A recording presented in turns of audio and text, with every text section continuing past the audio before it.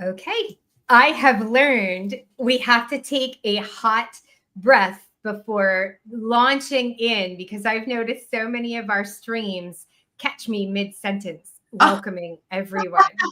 So that's why I was like physically went, okay. I also love that it was a hot breath instead of,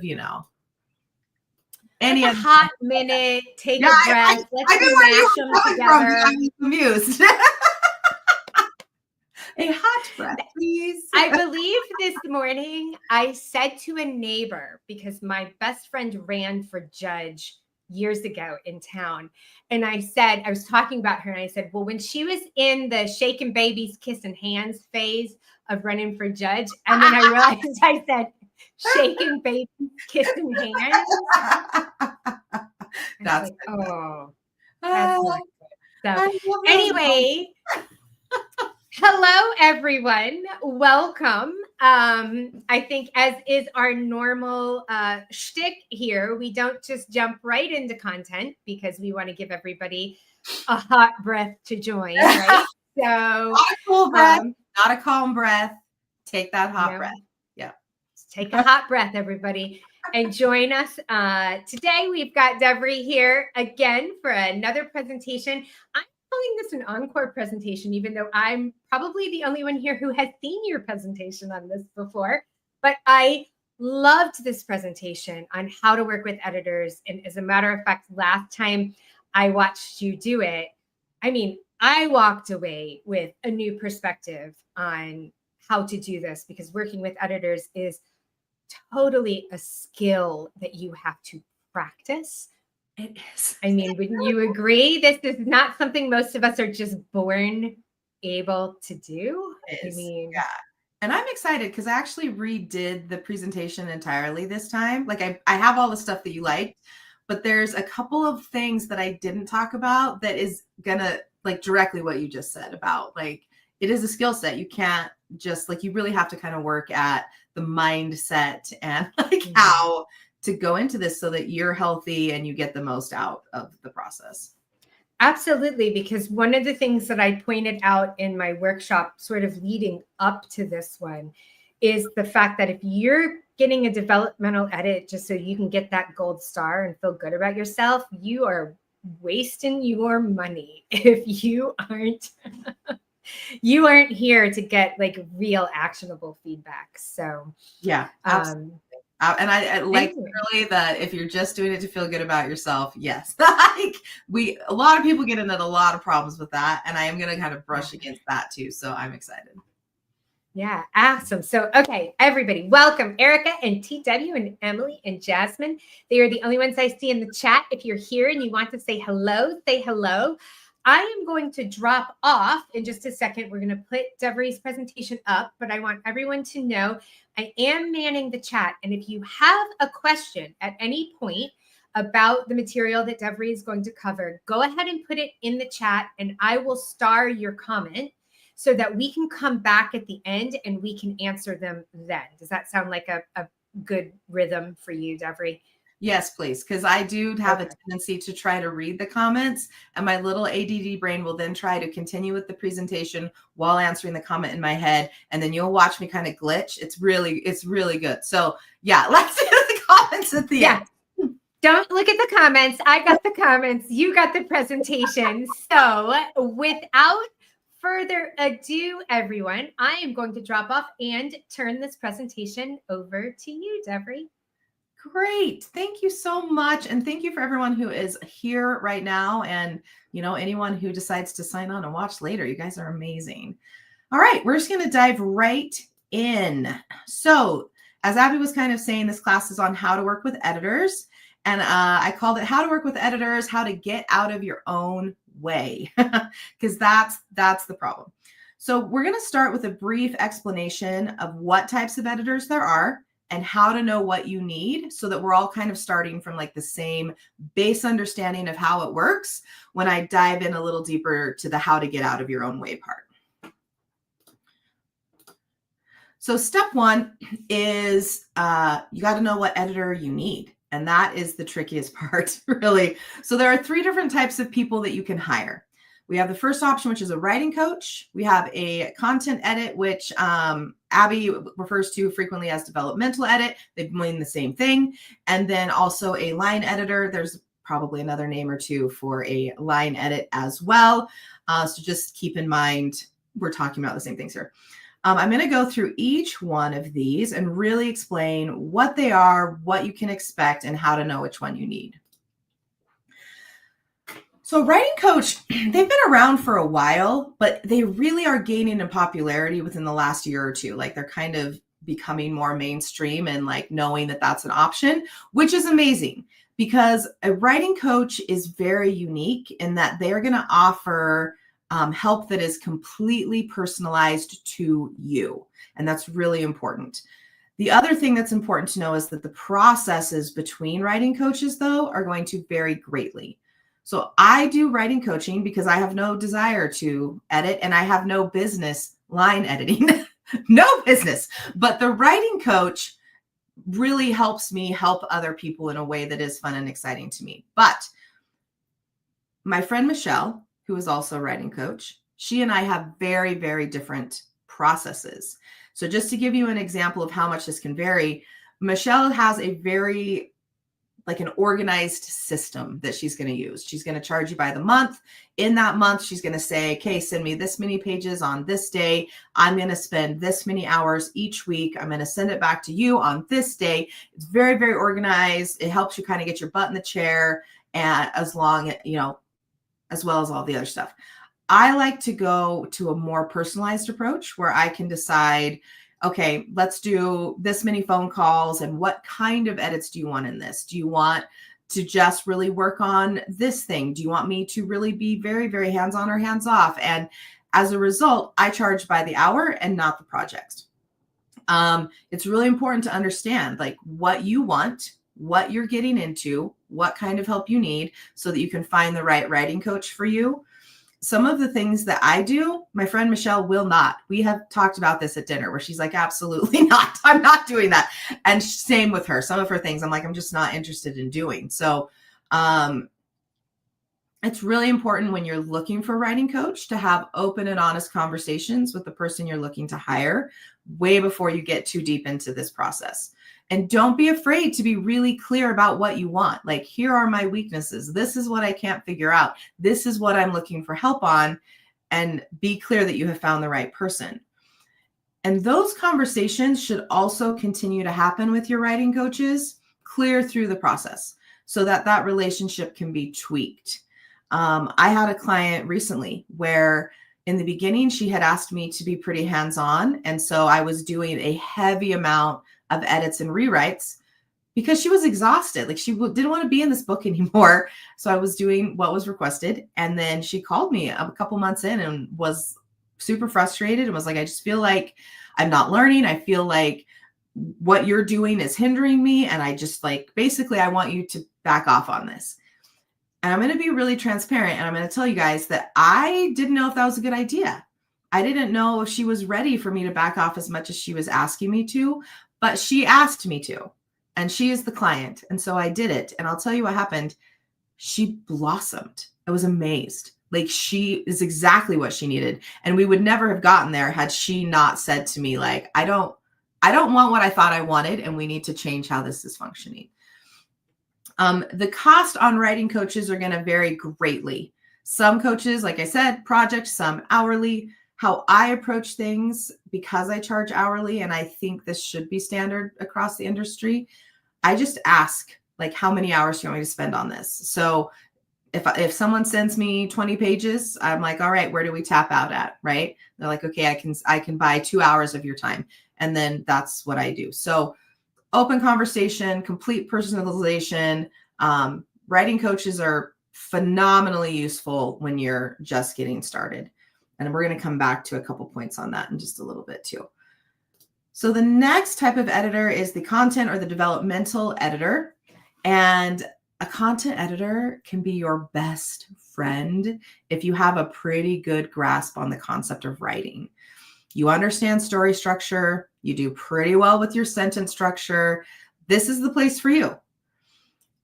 As the author, though, when we're working with a content editor, we want to do as many edits as we reasonably can before we send that manuscript off to the content editor.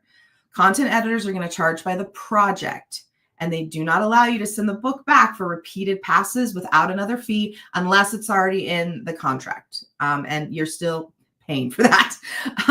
So you as the author want to do everything you can before they see it to make their edit more affordable and also to make it more effective. The less edits the less problems you send a content editor, the better the edits you get back are, because there's just less to slog through. Like, the less errors you send, the more errors they find. It's just human nature and how brains work. So always do the most that you can. And the question then becomes, when do you know it's time to send it? I think a lot of writers, I'm certainly one of them, we get to a point where the phrase I like to use is, I can't see the forest through the trees anymore, which, by the way, I thought was a very normal saying. And I get a lot of confused looks when I use this. So basically, in case you know what I'm talking about, when you're in a forest, right, and you look around, you can't see the whole picture. Like, all you can see is just the trees in front of you. Same thing happens in your manuscripts. Like, I will get to a point where I have edited something so many times that I will stop and be like, I'm pretty sure that line is exactly how it was 3 edits ago. Like, I don't know what I'm doing anymore. So when I get to that point, that's when I know, like, I have to pull in another set of eyes. I need some assistance. So the content editor is going to go in. They have this beautiful bird's eye view because they've never seen the story before.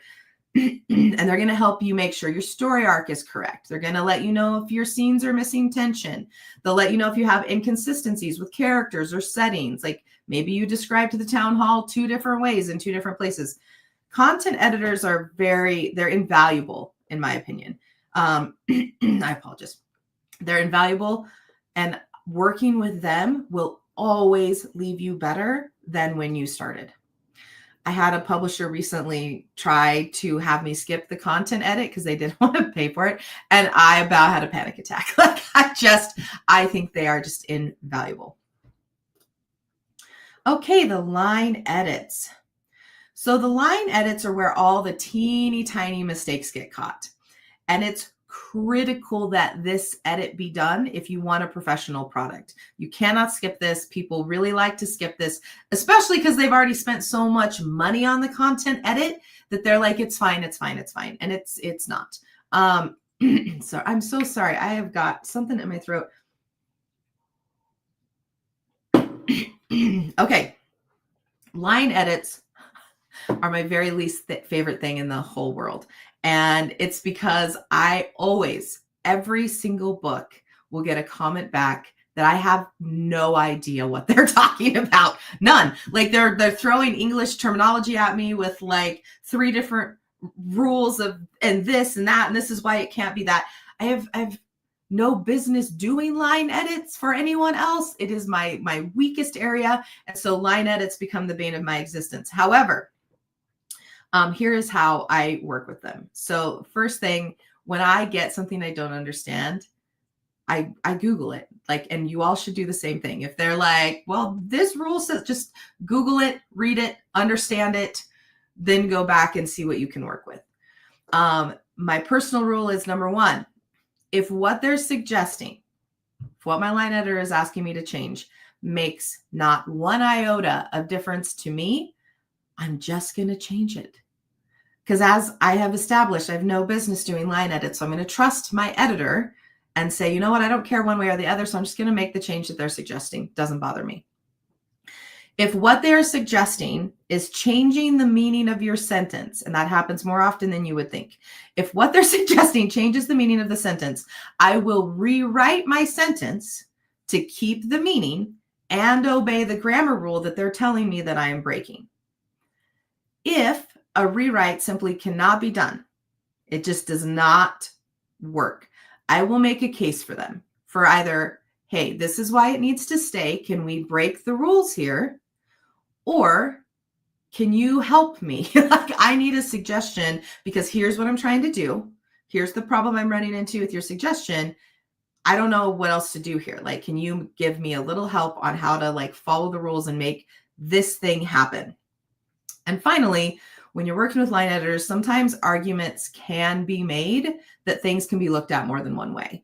So a really good example to this is like you might have a word that its usage in like the common English rules that are very like more British style is what the editor is telling you, but perhaps it is well established in, you know, American culture that it would be used this way. And then you're going to send that information to the line editor and be like, hey, this is why I did this. This says it's okay. Are we still good to go? And they will usually give you the thumbs up, and or sometimes, you know, it just will be further discussion. Okay, now that we know what the different types of editors are, the question that everybody wants to know is, how do I choose? Like, how do I know which one of these to go with? So the most important thing, and this is the trickiest part, is to be very honest with yourself about where you're at. Is this book ready for publication or querying?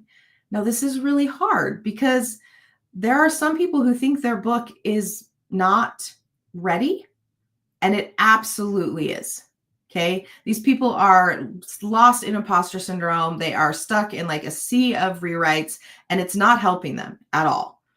On the flip side, we have people who are in complete denial about how much work their manuscript needs. Now, because there's such a large gamut on how people are reacting to their work and, you know, their belief in themselves and all these things, it's almost impossible for me to tell you how to be honest with yourself. But it is very critical that you do so. If you have professional people telling you that your book is ready to move forward, trust them. If you have professional people telling you that you need to go back and do some more work, stop saying that they are the problem. Because if 5 people have told you that you need to do more work, the odds are very, very high that you are the problem. The amount of people that I have sat next to at different writers conferences, or, you know, just have figured out that I'm a writer and start talking to me, who have said like, well, my editor said this, or this person said this, like, can you believe it? And they're expecting me to be just, you know, as horrified and disgusted as they are. And I'm kind of blinking like the wide eye, like, because I'm like, I can believe that. That sounds like a very reasonable statement. So be honest with yourself. The other question that you should ask yourself, this is really important. Do I know what to do with basic editing suggestions? What I mean by this is if you pay a content editor and you get your document back and it has comments in the margins like, your pacing is off here, this character is not believable, I don't understand what you mean, please reword this, or this whole battle scene, I don't even know what's happening. Like I need this whole, I don't know what you're talking about. If you get comments like this, do you know where to start? Or do you freeze? Does your mind kind of go like, I don't even know how to start with this? It is not an editor's job to walk you through those comments. They expect that you understand enough basic principles that you can follow that advice. So if you don't know what to do, that would be a scenario where you need a writing coach before you needed a content editor. The next question is going to be, have you gone through this process before? If you're fairly seasoned at this, if you've gone through different content edits and line edits, if you've published, you probably already know this. The odds are good that you don't need a coach. There are exceptions, right? If you're really weak in a certain area, hire a coach, help them, let them help you, let them teach you how to bring that skill set up. The other exception is going to be, you know, if you're doing something like self-publishing and you are consistently getting very, very poor reviews, you need to reevaluate. Now, I'm not talking about a poor review. We all get bad reviews. And if you don't believe that, pick your favorite, most amazing book, go to Amazon and read their 1-star reviews. It will totally change your opinion on reviews. Freedom is what that gave me. But if you are getting a lot of poor reviews that are all saying the same thing, you probably need to look at, do I need a coach? And or do I need to find new editors? Because the ones I have are not helping me in the way that I would need them to. And the final question to ask yourself is, do you keep receiving the same feedback from readers or agents?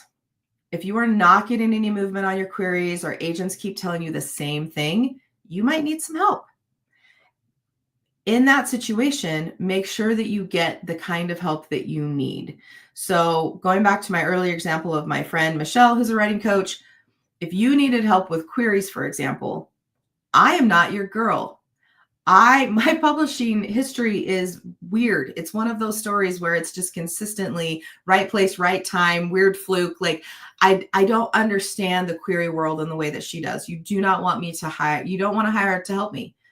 Whoa, Abby, you got all the baby stories. Okay, sorry. I think you followed. You don't want to hire me to help you. But Michelle is your girl. Like she is phenomenal. So make sure that you know exactly what the problem is so that you can find the right coach or editors for you. Which brings me to the next question, which is, how do you find the right editor for you? The first thing that I'm going to point out is that being the best at something doesn't mean that they're a good fit. There are going to be a lot of people that you hear about who are, phenomenal editors, have gotten people book deals. Our agents themselves, have been writing for a bajillion million years. And that's great. And that's a really, really good place to start. But editors are people too. And just like people, we all have certain tastes and certain expertise that we have. A talented editor who just doesn't get your book is not going to do a good job as an editor who sees and appreciates what you're trying to do. So how do you know that? How do you figure out who is going to be the best fit for you and your project? A lot of people don't know that you can audition editors. Editors expect to have a job interview, for lack of a better word. So after you've gone through either recommendations from friends, platforms like Readsy, talking to people here on Dabble, and you've chosen a top list of editors that you're interested in working with, you can reach out to them and you're going to ask them what their policy is for a sample edit. 1 to 3 pages is very standard, but it can vary. So the editor is going to tell you which 1 to 3 pages they want. It is almost always the first 1 to 3 pages. Do not ignore that and just send them chapter 23 because it's your favorite scene. Nope. Give them what they ask for. And then you're going to send those 1 to 3 pages to your top 3 to 5 editors. So what's really cool is you're going to get all of these documents back. You're going to be able to pull them up and look at them and see 5 different ways of editing the same first page. This is invaluable in figuring out who you want to work with. A few specific things you want to look for. You're going to want to find someone who understands and respects your vision. Now, understanding and respecting your vision does not mean that you are looking for someone that goes easy on you. It does not mean you are looking for someone who's like, oh my gosh, you're a literary genius. It doesn't help you. I personally have a tendency to pick the editors who are the hardest on my work consistently. And again, clarification, I'm not looking for someone who hashes it to bits for no apparent reason and is trying to take the book in a whole new direction or is trying to severely limit my personal author voice because they hate everything about it. Okay. That's not what I'm looking for. But I definitely want someone who's going to push me, who makes me better. And that never, unfortunately, comes from someone who goes easy on me or just tells me that I am just the best thing since sliced bread. You also need someone who's going to help you be a better writer and not just a more correct one. If your editor is very, very rigid on rules, it does interrupt art and voice in certain situations. Let me be very, very clear right now. The rules matter. Okay? The rules matter. The rules must be followed a majority of the time. Otherwise, we don't have a story. We just have chaos. However, when we know the rules, we can break the rules in an artistic way. And you need an editor who's going to let you do that, but who is also going to tell you hey, listen, like your creativity right now is getting in your own way. It's interrupting the story you need to tell. Like, we cannot break the rules right here. You're also looking for someone who is invested. There are a lot of people that are very capable of pointing out errors. What you're looking for is someone who sees what you're trying to do and who wants it to be as great as you'd like it to be. And you can see that in the edits. You really can. One of the ways, like my last time I did this, where I had to audition people, I had two that were, I mean, good heavens, like those pages were just red. Okay. So of course, because I'm me, like that, those are the two I was drawn to the most. But the one, I mean, you could tell they just didn't get me at all. Like everything that they were saying, like, oh, well, don't do this and don't do that. I'm like, that's the point of this book. Like, you are interested in this project. And the other one, everything I read, even if I didn't like it because it looked like it was going to be really hard and a lot of work, I was like, I can see that. Like, I can see what they're saying, or I can see that that would potentially make this much, much better. So that is how I knew, like, this one's hard on me, but in a good way. This one just doesn't like what I'm doing here. Okay, here we get to the part where we really need that skill set developed, like Abby and I were talking about at the beginning. So the hardest part of this and how you get out of your own way is you listen to your editor. You would think this would be really easy, but it trips up a lot of people. So first of all, if you have done all the steps that we've been talking about for the past 20 minutes, you have found someone who knows what they're doing, who is excited and invested in your project, and who understands the vision that you are trying to create. So you cannot act like your editor is the enemy. They are trying to help you. I know that we all get attached to our own work, but it is imperative that we slightly detach when we move into this process and kind of let go of that a little bit. Now, hear me when I say this. If this is the only thing you've heard the entire time, please listen. You are not this book. You are not this book. This book is not you. Sure, the book might show the lens that you look at the world through. You may have used your own life, your own thoughts as inspiration for part of this book, but it is not you. Changing your book, going into edits, is not something that you need to defend against as if you are being personally attacked. This is imperative to understand if you want to grow as an artist and an author, because as long as you think that this book is you, or that this book is an extension of yourself, it is dangerous to find fault in it, because what you are subconsciously hearing is no longer that this book has issues. You are hearing, I have issues. And this is not a safe place to create from as a human being. And if anyone wants to talk about why I know this, if anyone is struggling with this, we can chat after. I'm more than happy to do that. This is a huge problem for creators, performers. Like, it is a massive issue. So why did I use the word slightly detach and not completely detach from the project? You are the author. And it is not okay to let another person come in and completely change your book, turn it into something that it was never meant to be. You don't have to use words and sentences that they suggest that you would never use. But that's the nitty-gritty stuff. Like, this is the small stuff. If your editor is telling you that your story has a story arc problem, your story has a story arc problem. You are paying them a very, very large amount of money, and it does not assist you to sit there and argue with them and become offended by the help that they are trying to give. There's a saying that I heard a long time ago. It's very true. It's probably quoted by someone famous, and I don't know who it is. So please drop that in the comments if anyone knows where this quote came from.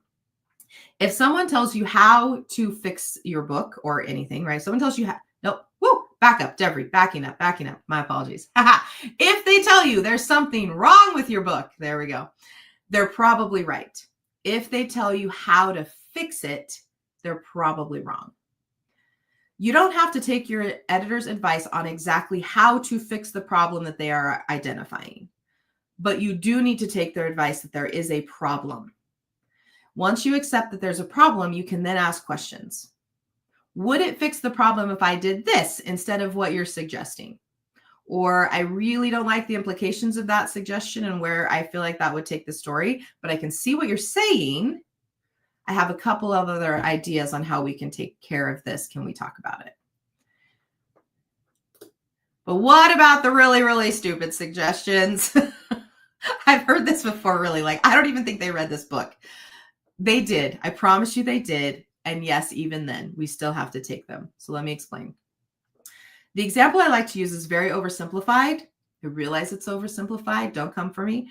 But I think it makes the point really well in its simplicity. So when I was going in and doing school presentations for like high school and middle school, the kids were in English and they had writing peer groups. Okay. So as you can imagine, the peer group recommendations from 8th graders were super interesting. And you probably would get some pretty crazy suggestions if you had them read it. So let's take that. So let's say you were writing a high stakes murder mystery set in New York City in 1996. And your little 8th grade peer reader comes back and says, oh my gosh, you know what would be so fantastic right here is a dragon. And you're like, what? What are you talking about, right? Like, this book is not fantasy. There's no mythical creatures. We're in 1996 in New York City. Like, what are you talking about? It is your job as an author to figure out why somebody made a suggestion like that. In this instance, the most likely scenario that I can think of is that they're bored out of their skull and they love dragons and they think dragons are cool and exciting and therefore might make your very boring book much better. The answer here is not to put a dragon in the book. That would be insane, right? The answer here is to figure out, why are they bored? How can you increase the tension in the book? How can you cut out extra words so it moves faster? Do you need a new character to add some comedic relief? All of these things are questions that you should ask instead of writing off this person as being an idiot. And on that note, we're going to move into some slight caveats. We're talking about writers groups. I have a very unpopular opinion when it comes to writers groups. And again, give me a second before we light matches and come for me. Writers groups are not my favorite, and I'm going to explain why. I think that people who need support to get their writing done it's great. I think the people who need a weeknight appointment to like get their butt in the chair, fabulous. I have absolutely made use of this, especially in 2020 when we were all in our houses and losing our minds. Like, getting online and doing writing sprints with my author friends was invaluable to me, and it kept me going. There's absolutely nothing wrong with a bunch of creatives getting together to get their work done. However, what I see far more than this is a bunch of people who don't understand what they're doing, sitting around and advising other people on what to do. As well, there are other things that happen too, but we'll just stick with that. So I was about ready to veer into like uncharted territories, and we're going to stop. So people who don't understand what they're doing, sitting around and advising other people on what to do. And this creates a lot of confusion and a lot of frustration. And what I see so often in my clients is it creates a panicked rigidity within writers where they are terrified to break any rule because everyone is harping on them about it. They don't know which rules are important, which ones to ignore, because they get so much feedback. They also really start to lose their author voice as a result of having way too many people with their fingers in their manuscript. In addition to that, because of this, they get defensive and confused. And so then they start arguing with their editors, who are the ones who actually have the knowledge to help them. And this is really important. Like, the amount of times that I have made a suggestion in work and they're like, well, I can't do that. I'm like, why not? Well, because this rule. And I'm like, that one is not even a thing. Or two, it is a thing, but it can be broken. And this is a prime example of how and when to break that rule. So I personally have seen a lot of writers lose their spark because of writers groups. I've seen writers get stuck for a very long time in writers groups. And I have seen a lot of writers who've just, their author voice has been obliterated into nothing. So I'm not saying that all writers groups are bad. There are several writers groups that I'm aware of that I would give my left leg to be a part of. But I am saying that you should use caution and that you should listen to your editor over Sally Joe, who has never published a book in her life, but took English in college in 1962. Okay. A lot of people resist comments from the editor out of sheer exhaustion and frustration. And I get it. I have been there a lot of times. But what I have learned over 9 books is that nothing is really as hard as you think it's going to be. At first, it seems like you read these suggestions and I mean, listen, my whole body reacts. Like my chest gets tight, my stomach drops out, I panic because I'm like, oh my gosh, like I'm gonna have to rewrite the whole book. Like this is gonna be this massive thing. But if you will stop, take a breath, walk away usually does it for me. Like walk away, start cooking dinner, let my brain start moving in it. What will happen is almost every time the change, even though it seems so big, it's really one line here, one paragraph there, 2 pages there, and like one comment from this character at the beginning and one comment from this character at the end to like tie the whole thing together. It is so much easier than you think it's going to be almost all of the time. The only exception that I've ever found to this in 9 books is the last book, which I actually did have to rewrite the entire book. And that was harder than I thought it was going to be. However, even in that scenario, once I got to the end of that nightmare, I'm so glad that I had to rewrite that book. It is so much better than it was. It is night and day, and it's probably going to facilitate what needs to happen with this project, which could be really huge for me. So even when it is horrible, it's still okay in the end, but most everything is never as hard as you think it's going to be. Oh, also, it's okay in this scenario too. Like if you've taken a breath, you've walked away, you've tried to think about it, you cannot figure this out. Talk to your editor or your writing coach. Say like, hey, I am freaking out. Like I read this comment and I think I'm going to have to rewrite the whole book, and let them come in and be like, whoa, whoa, whoa, whoa. hold, like it doesn't need to be rewritten, because if you've hired a professional, they're so used to your brains working like this that most of us should be able to be like, no, you could do this, you could do this, you could do this, you could do this. Like which one of these sounds like it might work for you, to kind of help you push your brain into the right direction. And on that note, if you are unsure or struggling with something, it is okay to ask if the request that the editor has put into your document, if it is a suggestion or a personal preference. I would hope that the editor would tell you this. I try to always do that. It's not okay. I do try to always do that, but I have missed on occasion. So we try to put in the document like, hey, this is just a thought, or it might be better like this, but either way is fine. So if you run into something that you're like, I don't understand, like why would we want to do this? Just check with them. Like, is there a reason that you've asked me to do this? Or is this just a personal preference? Because if it's a personal preference or suggestion, you are not required to do that. Like you can take that into account and be like, you know what? I like it better the way that I had it, and just leave it. Adjust your expectations. I have a decent amount of people that have asked me if I'll just take a look at something that they wrote as a favor. And the answer is almost always no. And it's because they don't want my thoughts really. What they want is for me to tell them that it's great. And that is a waste of both of our time. When you start to enter this process, don't expect people to tell you that it's perfect and fabulous just the way it is. Go in assuming that there is work that needs to be done, and be open to the suggestions without being offended or needing to protect your work as if it were your child. Your work is the potentiality of something great. I'm going to say that one more time. Your work is the potentiality of something great. I enjoy almost all parts of writing for one reason or another, but I do have a love-hate relationship with the editing process. On the one hand, it's tedious and it is painful when I am reworking a paragraph for hours, and I wish that was a made-up statistic. Days would probably be appropriate. It has happened.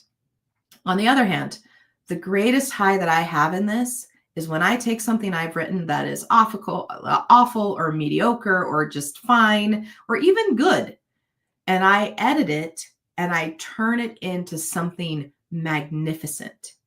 It's like nothing else. It is the biggest high for me when I take this potential that I created and then I make it phenomenal. It is beautiful. But if you are in protector mode, if you are confusing your work as you or your work as your child or something you need to protect against, if you are in protector mode, you can never reach magnificence.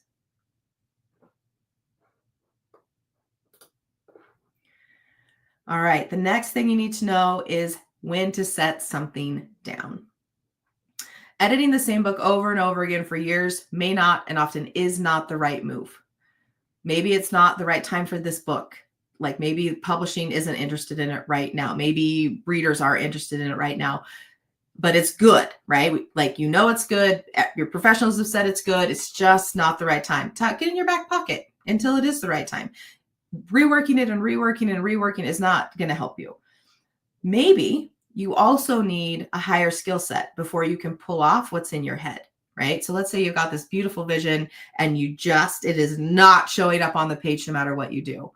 Don't keep reworking it. Set it aside, start a new book, get your skill set up, and then you can go back and give it another shot. Now, if you go back to give it another shot, I'm going to say now the third of my top 3 most controversial things that I say in this. Wow, I can't find the word. Say in this presentation. When you are editing an old piece of work, I'm not talking like you just finished it, you let it breathe for a month and you went back. No, I'm talking about you wrote something a year or 2 ago, your skill set has improved dramatically since then, and you have gone back to pull this up. People think that it's going to be less time and easier to go in and edit that book than it is going to be to go in and rewrite that book. And that is categorically wrong. So here is what happens. I have never seen an exception to this rule. Not saying it doesn't exist. I just haven't seen it. So when you go into an old manuscript that has old writing, you will pull some of it up. But if like your old writing was here and your new writing is here, you're going to pull it up at the same like distance that it pulls you down. And so you're going to end up with a product that kind of lands in the middle. I think part of why this happens is we're seeing this old stuff that we're emotionally attached to. So we're like, oh, that was so great and so good. And so we leave things that we shouldn't necessarily leave. We also get caught into the cadence and rhythm of those sentence structures. And so then we edit within those things that are already laid down, because the only other way to do it is to rewrite the thing. So my advice to everyone has always been, just rewrite the book. And what I mean by this, I don't mean like, don't refresh your memory. Like, I mean, pull up your old book, read chapter 1, close the old book, rewrite chapter 1 from memory and with your current skill set. The reactions I get when I tell people this, not good. I get like, you watch people like just shut down and start to back away. It's like not only can she not help me, but like she is dangerous. Like I need to move away. No one has done this. Everyone has refused to do this. My clients themselves, like I push a little bit and then I give up because they like, it's like claws come out. With one exception, and that is my last client. My last client I told her this, she handled it about as well as everyone handles it. And I thought, well, okay, I said it, it's done. She can do what she wants. And she called me and she was like, Devri, she's like, I did it. I just rewrote chapter 1. And she's like, I cannot believe this. She's like, I have been working on this for so long. And by just rewriting it, she's like, this is so much better than anything I have put out with this. And I'm like, I know. Like, it's amazing. Like, the skill level just boop comes straight back up, and you're finally able to really get what you've been trying to get. So it's not more work. It really isn't. It's going to go faster. You're going to be happier with it. And you're going to get like pulled out of that like horrible spin of forever editing something. Okay, I'm going to get off that horse. Can you tell I feel passionately about that horse? All right. So this I hear all the time. I've said it myself. It's so expensive. And it is. It really is. I wish I could tell you that like there was some magic shortcut where you could only pay $200 to have your book edited, and it's just not going to happen. So the thing to really focus on is, if this is what you want to do, and if this is important to you and you want to have a professional product, spending the money that it's going to cost you to get a good professional editor and or coach is less money than you're going to spend getting a college degree. And you will learn more than you would have had you gotten a college degree. Ooh, that might be top 4 most controversial things, huh? Here's the thing though, if you go to college, you get a creative writing degree, right? Like, you have less one-on-one attention for you and your writing individually. When you work with an editor, they're working with your skill set, your voice, with, they're going in and they're helping shore up your weaknesses. They're helping shine up your strengths. Like, it's very, very personalized. And it's one-on-one help. Like, it's invaluable. So if that helps any of you guys feel better about that, that's really what you're paying for. Okay. And the last question that I get from people is like, but how do I find people? So here's just a few ideas. Companies like Reedsy are great. They're not alone. Referrals, social media is really helpful. And that can be authors or editors. So if you have an author who you love, you follow, maybe you interact with, reach out to them and be like, hey, who do you use? Who would you suggest? And see what you get back, and then audition them. Writers' conferences are a good place to find people. However, writers' conferences are very pricey. So if you have one locally that you're going to go to anyway, awesome. Like, talk to the authors, see if you can find editors, but don't spend, the $2,000 it's going to cost you to like fly and stay and buy the tickets and to find an editor. There's way cheaper ways to do it than that. And then online writing platforms, such as the one that you guys are in right now. So definitely have a lot of different places you can look, a lot of different people you can ask, and then just don't forget the audition part. And that is it. In case we missed my name, it's Devri Walls. Very easy to find, devriwalls.com. And you can always email me at devriwallsauthor@gmail.com. All right.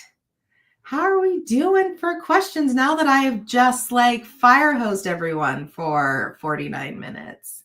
Oh my gosh, we have tons of questions. So, all right.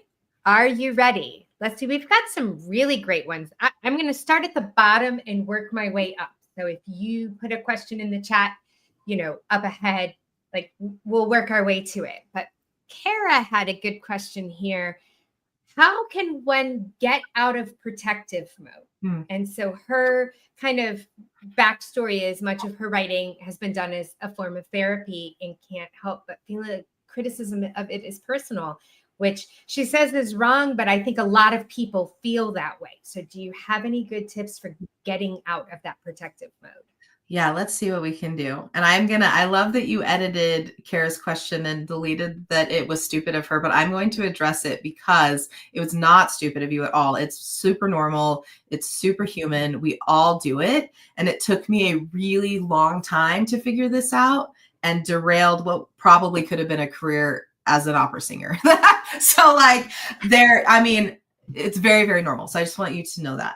I think for me, one of the things that helped the most, actually, let me back up. One, do you want to try to edit a book that was done for therapy? That is, if it's literally just your therapy, it could just be your therapy. Like you could set that aside as like, this did beautiful, wonderful things for me, but I love writing. And so now I want to write a book that is not therapy and go through the editing process with that. So that's one thing. And then the other thing I would say is just to really sit with and feel the difference between you and this book that you used for therapy, right? Like that thing could get blown up, lit on fire, and you would not change. Nothing about you changes if that thing is destroyed, right? It's just not you. And it's important to make that delineation and realize that anything you make comes from you, but it is not you. I don't know if that was enough of help, but that would be my starting place.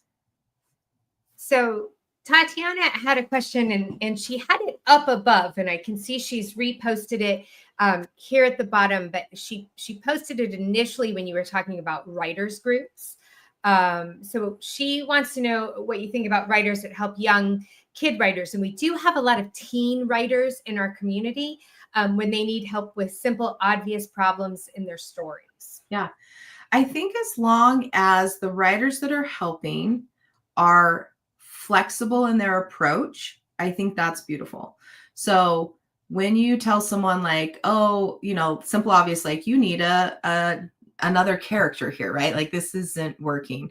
Don't put too much of your own thoughts and feelings in there, especially with young kids, because then they don't understand how to fix the problem. So like telling them like, you need to have a detective, because like if you added a detective, like phrase it as like a detective would be an option because it could offer these story ideas. But if you wanted to take it a different way, you could look at this, or like, what are your ideas? So I would say it's good as long as you don't have that rigidity in there. Like keep that flexible creativity in how you teach it. Yeah. Your thoughts on writer groups actually mirror mine. I think oftentimes it's when the blind are helping the blind, we go nowhere sort of situation. And that if you have somebody who's been writing for a very long time, never finished a manuscript, consider themselves to be an advanced writer, oftentimes it's this place of ego that is speaking and giving advice, not let me show you what I did to solve that problem. I've been there. Let me show you what I did to help. And sometimes that creates this environment where it's very difficult to learn. It is. With the example you just gave, I think sometimes it's helpful for me to understand like why people are behaving the way that they're behaving. So it's easier for me to like detach a little bit. But if you have that, what's really probably at the core, right, is like the need to succeed and to be smart enough and good enough and like to have that status that they are trying to achieve, and to not be able to get that through their own writing, they are then putting that out on everyone else to make themselves feel good. And that is, that's not a place that you want to learn from. It's not a good place to be on the receiving end of. It's really not. It's not helpful. So TW wants to know, is there an industry standard for how long a writer needs to make changes from the first edit feedback for the re-edit of a project for around 100,000 words? It probably depends on what comes back in that edit, wouldn't you say? Yeah, I don't know. So I can't answer this question about an industry standard because, like I said, every project of mine has been the weirdest scenario. So like I have a friend who I know, EJ Mello, she's fantastic. She sends like a rough draft to the editor. They send it back and then she reworks it for the next like 6 months or something. I think it does vary from what I know from my writer friends who have gone different avenues than me, that they like each like editor and company based on your publishing schedule, it's going to be different. So I don't know that there's a standard for that, but I could be wrong. This is not my area of expertise, TW. All right, so let's see. Oh, here's a good one. Emily had a couple questions about book coaching. So her first one is, how do I audition a book coach? I would say, super similar. Like I would expect, like if you said, hey, I need a sample edit of how, like, whatever. Like, if you ask me for a sample edit of 15 pages, I think most coaches are gonna be like, no, like, well, I'll give you this much, right?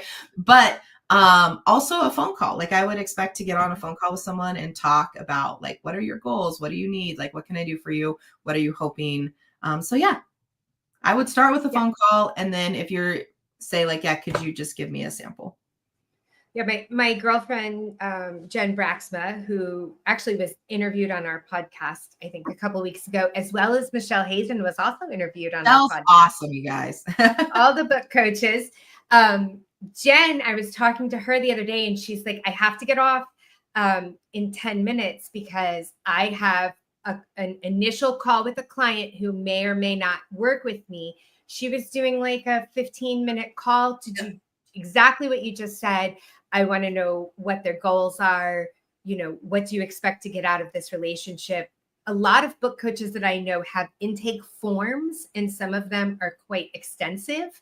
And so that's how they're able to sort of extract that information from potential clients. But some just prefer to say, let's just talk this out, because sometimes I think it's a personality thing too. I mean, would you sort of agree with that? Because I have worked with editors who are very rigid, who are very popular and well known. So you hinted at this earlier, and who just were not good fits for my story. And when I went back in retrospect and looked at the other books that they are known for working on, I'm like, my book doesn't fit that mold.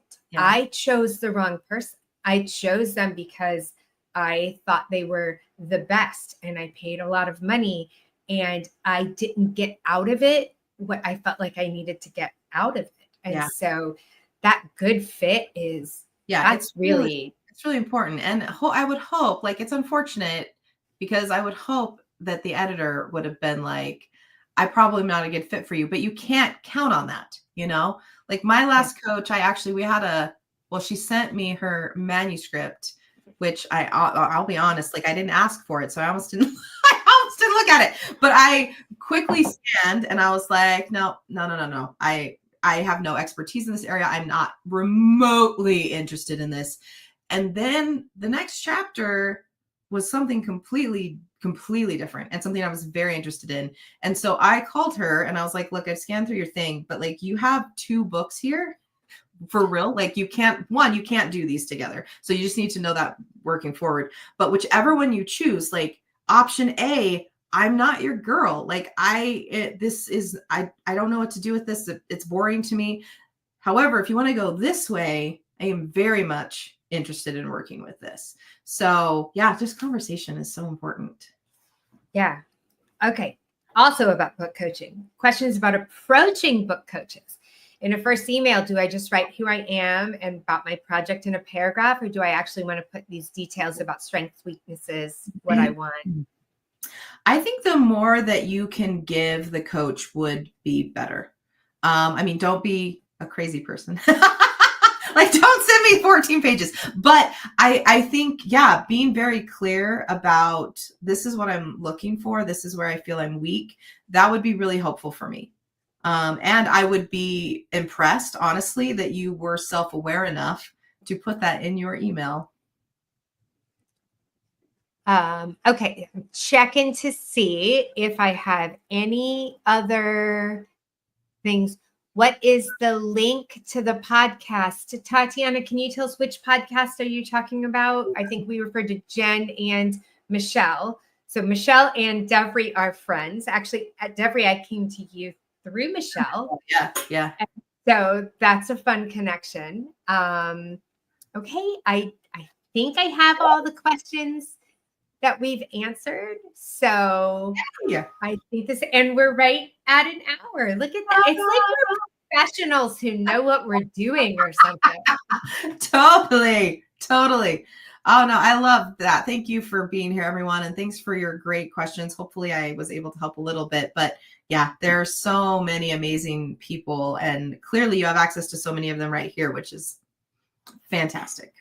Yeah. So if anybody didn't get a question answered, if you're like me and you think of something, 10 minutes after the stream ends go to the community, the W community on campus, leave your question, and we'll find a way to get it answered for you. So thank you guys. Tatiana, I will